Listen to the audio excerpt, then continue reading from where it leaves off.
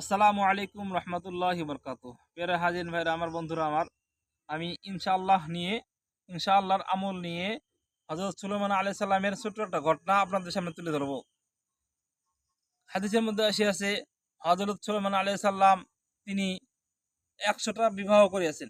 কোন কিতাবের মধ্যে পাওয়া যায় তিনি ১০০০ বিবাহ করেছেন। কিন্তু কথা হলো ১০০টা বা ১০০০ বিবাহ যেটাই হোক না কেন, যখন উনি বিবাহ করেছেন, বিবাহ করার সময় ওনার মনের মধ্যে একটা কল্পনা ছিল, চিন্তা ভাবনা ছিল, আমি তো সারা বিশ্বের একজন শ্রেষ্ঠ বাচ্চা। আমার এই সারা বিশ্বয় আমি কেন অন্য ছেলেদেরকে, অন্য মেয়েদেরকে নিয়ে এই সারা বিশ্বটা পরিচালনা করব। আমি ১০০০ বিয়ে করব, আমার ১০০০ স্ত্রী থাকবে, ১০০০ স্ত্রীর সঙ্গে মেলামেশা করব, ১০০০ স্ত্রীর সঙ্গে একটা বাচ্চা হলো ১০০০ বাচ্চা হবে, ১০০০ ছেলে মেয়ে হবে, এই ১০০০ ছেলে মেয়েদের সারা বিশ্ব আমি পরিচালনা করব, ওদেরকে বাচ্চা বানাবো, রাজা উজির বানাবো। সেই মর্মেই উনি যখন ১০০০ বিয়ে করলেন, করার পরেই উনি এই কল্পনা করলেন যে আমি সবার কাছে যাবো, স্ত্রীর সঙ্গে সহবাস করব, সবার কাছ থেকে একটা বাচ্চা হবে, আমি সব বাচ্চা নিয়ে আমার রাজ্য পরিচালনা করব। কিন্তু উনি এই কথা শেষে ইনশাআল্লাহ কথা ভুলে গিয়েছেন। যদি ইনশাআল্লাহ, আল্লাহ যদি আমাকে তৌফিক দান করে, বিয়ে শাদী করলাম, বিয়ে শাদী করার পর আল্লাহ যদি আমাকে বাচ্চা দেয়, সেই বাচ্চা দিয়ে ইনশাআল্লাহ আমি রাজ্য পরিচালনা করব। ইনশাআল্লাহ কথাটা ভুলে গিয়েছেন। যার জন্য আল্লাহ তাআলা রাব্বুল আলামিন হযরত সুলাইমান আলাইহিস সালামের উপর রাগান্বিত হয়ে গিয়েছেন। হে সুলাইমান, তোমাকে আমি ক্ষমতা দিয়েছি, ক্ষমতা মালিক তুমি না, ক্ষমতা মালিক আমি আল্লাহ। আল্লাহ বলতেছে আমি আল্লাহ ক্ষমতা মালিক, সুলাইমান তুমি না।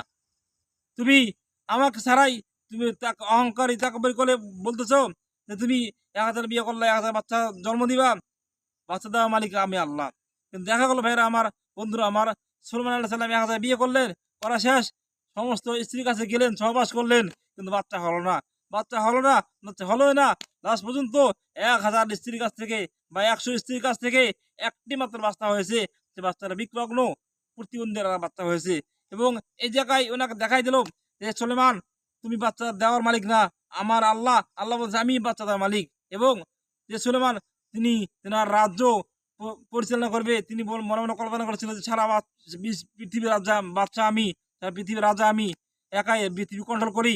আল্লাহ তাআলা রাব্বুল আলামিন যখন বুঝতে পারছে সুলাইমানের অন্তরের ভিতরে একটু অহংকার চলিয়াছে, পক্ষান্তরে সুলাইমান আলাইহিস সালামকে আল্লাহ তাআলা রাব্বুল আলামিন কিছু সময়ের জন্য, কিছুদিনের জন্য বাদশাহী চ্যুত করে দিয়েছে।